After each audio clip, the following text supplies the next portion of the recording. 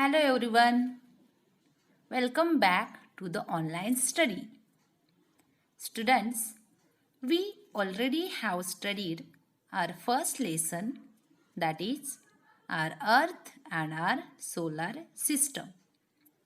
Okay, now in this session we will learn about our second lesson, that is motions of the earth.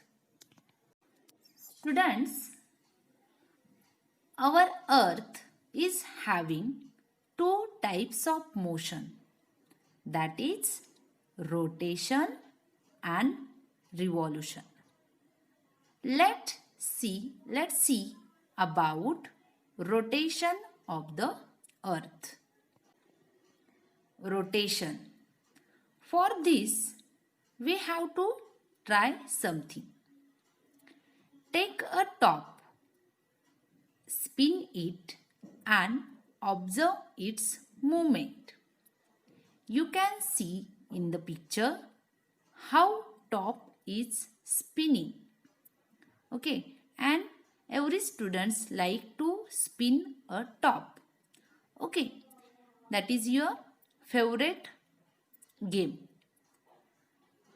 After spinning a top, what is your observation? The top turns around itself. Any object that turns about itself actually turns around a certain imaginary line. The turning of an object around itself is called rotation, and the imaginary line around which it rotates is called the axis of its rotation. Now let us see about the Earth's rotation. For this we have to try something. You might be observe this picture. Take a globe like the one in the picture and spin it. Note the line around which it rotates. Now take a plumb line and hold it close to the globe as shown in the picture.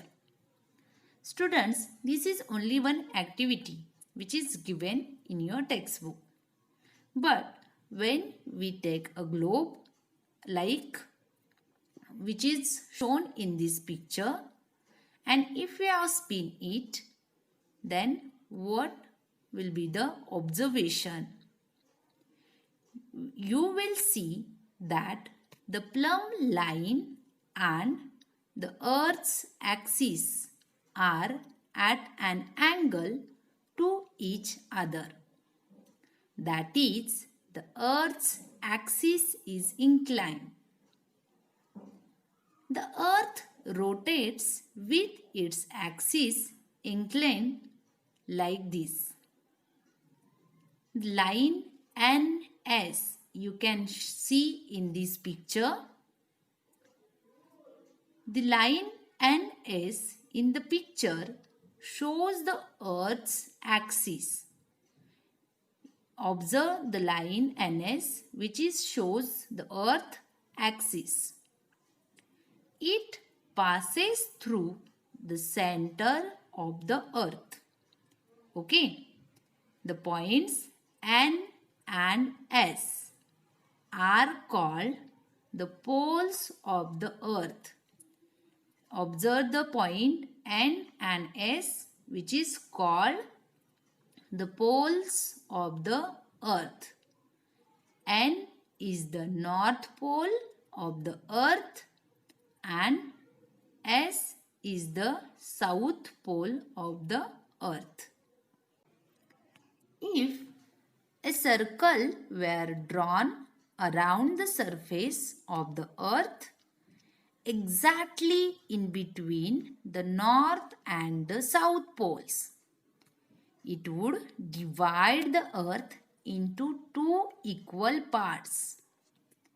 This imaginary circle is called the equator. The two equal parts it makes of the earth are called the northern hemisphere and the southern hemisphere respectively. Students, you can observe in this picture now north and south pole of the earth and line passes through the center of the earth, that is earth's axis. Okay, now the points N and S are called north pole and south pole.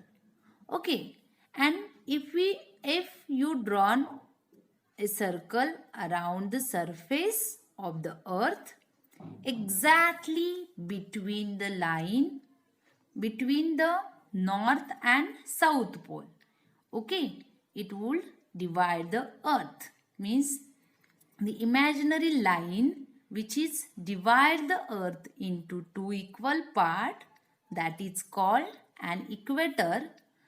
Also these two parts which is divided by the equator is called northern hemisphere and southern hemisphere respectively. You can see this, you can observe this picture, and by observing this picture you will be understand that which is the north pole, which is the south pole, also what is an equator, which are the two parts which is divided by an equator, that is northern hemisphere and southern hemisphere.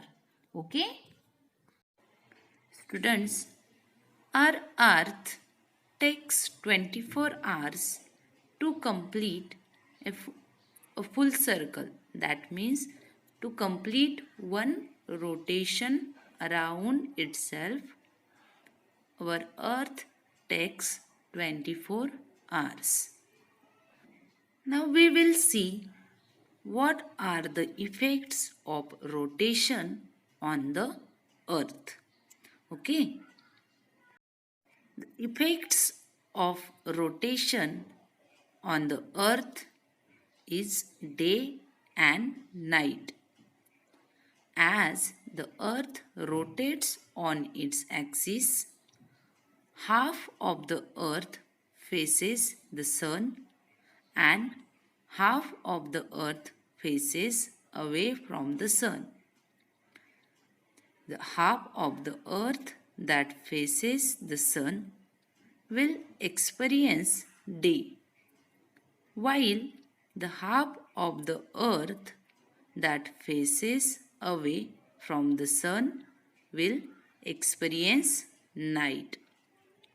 Means when earth take to complete one rotation is called a day, and this day is divided into a two part, that is daytime and night time, or we can simply say day and night. You can see the image of day and night. Half of the portion of earth is having sunlight and one half of the portion of the earth is having dark shade. That means it is a night time. Means day and night we can see in this picture. Now we will see revolution of the earth. When earth revolves around the sun, even as it rotates around itself, this is called a revolution of the earth. The period of time the earth takes to complete one revolution around the sun is called 1 year. There are about 365 days and 6 hours in a year. Students, now we will learn about a leap year. In the Gregorian calendar, the year is taken to have 365 days. It means that it counts 6 hours less every year. That makes 24 hours or 1 day in every 4 years. To make up for this lost 1 day, the month of February in the Gregorian calendar has an extra day every 4th year.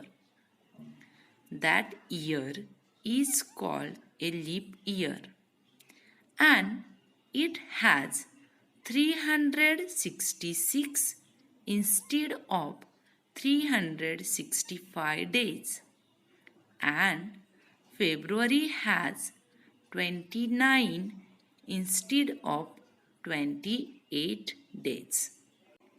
Means every 4th year, the month of February in the Gregorian calendar has an extra day. That year is called a leap year, and leap year has 366 days instead of 365 days. Also, the month of February has 29 days instead of 28 days in a leap year.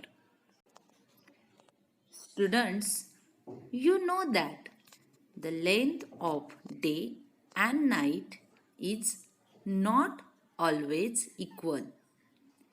This happens because of the Earth's inclined axis and its revolution around the Sun. In the northern hemisphere, between 22 March and 23 September, the days are longer than the nights. Therefore, it is warmer there. That is, it is summer in the northern hemisphere. However, during the same period in the southern hemisphere, the nights are longer than the days. The earth gets less heat in these parts, and therefore it is winter in the southern hemisphere. Means when summer in the northern hemisphere, in the same period of time, southern hemisphere, winter is there. Okay. Also, in the period from 23 September to 22 March, the days are longer than the nights in the southern hemisphere. It gets more heat and it is summer there. In this period, in the northern hemisphere, it is the nights that are longer. The northern hemisphere gets less heat and it is winter there. Means when southern hemisphere having summer, in the same time the northern hemisphere having winter, and when northern hemisphere having summer, in the same time southern hemisphere having winter. Okay? Students, in India, summer, the rainy season, and winter are considered to be the main seasons. We also divide the year into 6 seasons, namely Vasanta, Grishma, Varsha, Sharad, Hemant, and Shishir. This cycle of 6 seasons is called the Ritu Chakra. Many of our festivals are connected with the seasons. Many of our songs and games are also related to the different seasons. Let's see about the phases of the moon. So students, can you tell me what is the name given to the changing shapes of the moon that we see? Yes? Or what are the names of the days on which we see a round moon and on which we see no moon at all? Have you observed moon phases? Okay, no worry. Now we will see the full moon and the new moon. Look at this picture, student. You can observe the phases of the moon. The moon revolves around the earth and the earth revolves around the sun. However, these two orbits intersect. Hence, the sun, the moon, and the earth are not always along a straight line. We see half of the moon's surface, which faces the earth. That is, from the earth, we see only one side of the moon. The moon has no light of its own. We can see the moon because of the sun's light that falls on it. On a full moon night, we see the entire side of the moon that faces the earth. On a new moon night, we cannot see any of it.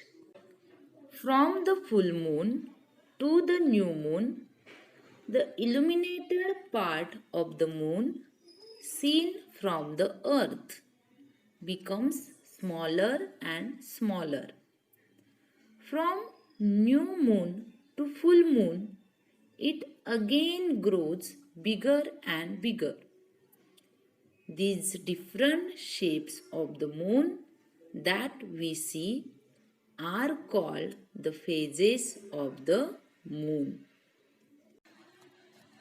You know that it takes 14 or 15 days from new moon to full moon. This is the fortnight of the waxing moon. After the full moon, the moon appears smaller and smaller, and after 14 to 15 days, it is new moon again. This period is the fortnight of the waning moon. Thus, the period from one new moon to the next is of 28 to 30 days. It is called the lunar month. Every day of the lunar month is called a tithi. Means from new moon to full moon, it takes 14 or 15 days. This is fortnight. is of the waxing moon. Again, after the full moon, the moon appears smaller and smaller, and after 14 or 15 days, it is new moon again. This period is the fortnight of the waning moon. Means the new moon takes 15 days to the full moon, that is the waxing moon, and the full moon to 15 days to the new moon, that is the waning moon.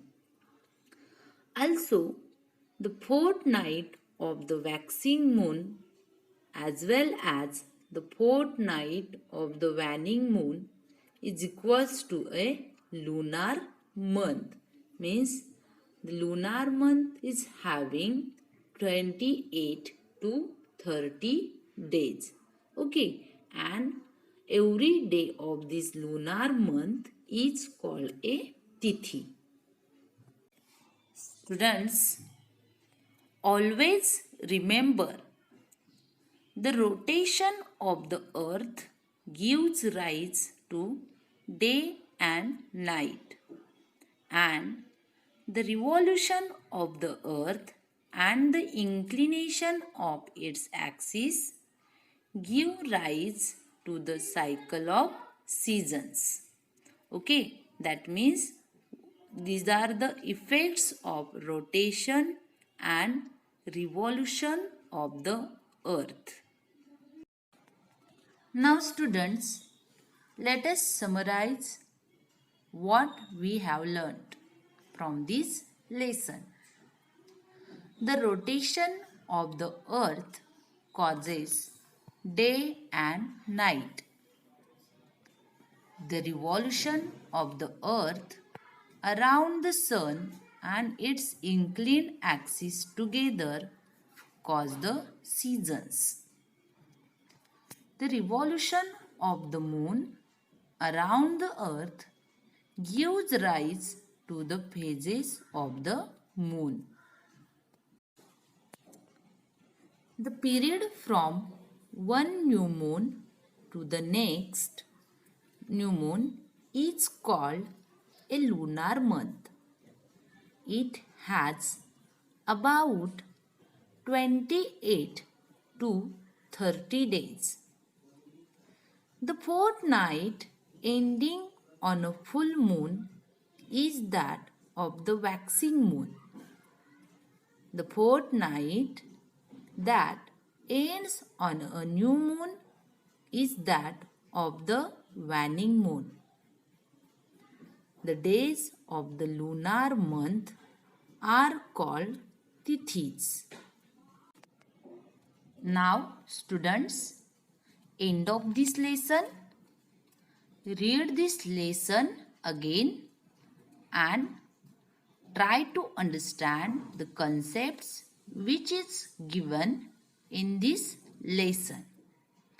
Notes will be sent to your WhatsApp group.